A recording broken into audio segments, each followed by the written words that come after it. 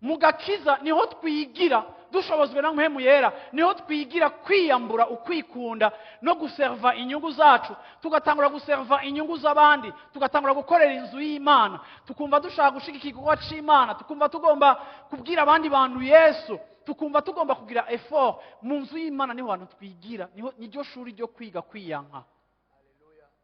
Abantu benshi bagira ama mariage arimo amasanganya menshi kuko ubuzima butigeze bubigisha kwiyanka. Wagera mu rugo ugasanga ntushobora kureyisisa muri mariage utiyanka. Bombora rigatangura, umuntu akaza gutabaza, ariko kuko quelque part hari ikintu utatahuye kiri fondamental. Ubu bwami bw'Imana uko tujana na Yesu, Yesu agenda atwambura ibyacu, atwambura ibyacu, atwambura ibyacu, atwambura ibyacu.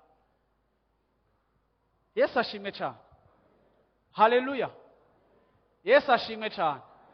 Ndasubiye kukubaza iki kibazo ngo nizihe nyungu z'Imana muri iyi minsi uri kuraserva? Nibihe bintu biterekeye wewe uri kurashiramo inguvu niki?